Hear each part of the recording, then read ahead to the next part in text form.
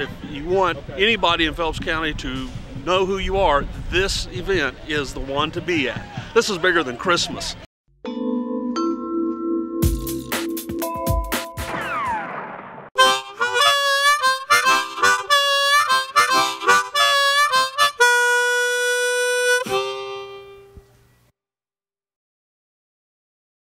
I grew up in the capital of Missouri, Jefferson City.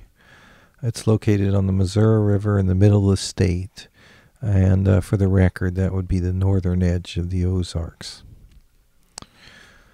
Now, growing up there, I certainly had heard of Missouri University of Science and Technology, which was then called University of Missouri at Rolla. And it was known for two things mainly. The first thing is this is where the smart kids normally went. And the second thing was a St. Pat's celebration.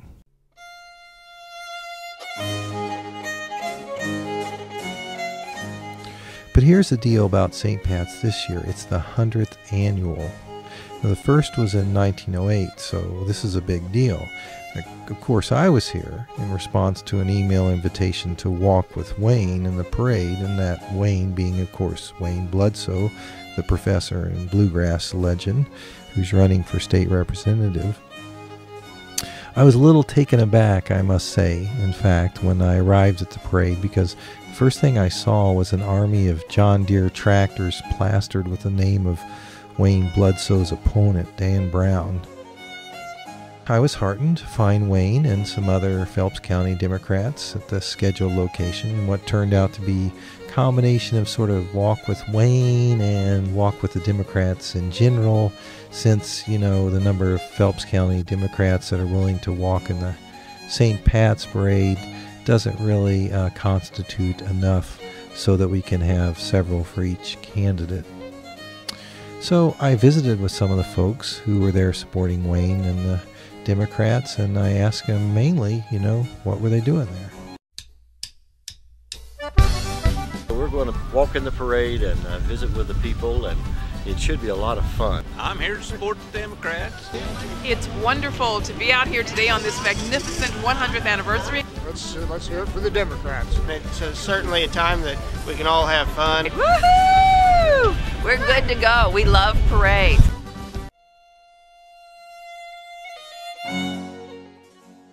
So we start walking, and we turn the first corner, and I knew this was going to be big, but I didn't know it was going to be this big.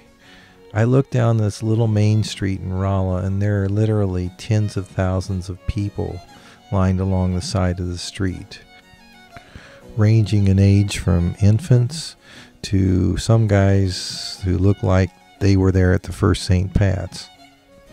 In the Rolla Daily News, a police chief said the following with respect to the crowd, quote, "We don't have an estimate on the crowd, but it was big," unquote.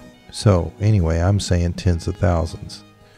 And these people, they're dressed in outfits of all sorts, of course, and all I can hear for a long time are people, mainly children, yelling something about beans.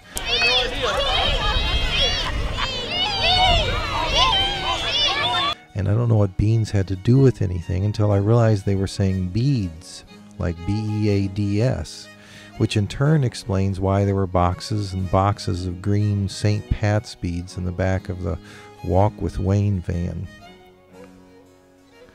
As I mentioned before, I was last involved in politics when I was a child growing up in Jefferson City. My parents were very involved in Republican politics, and I used to help. And these are positive memories because it all seemed like a party to me, running for office.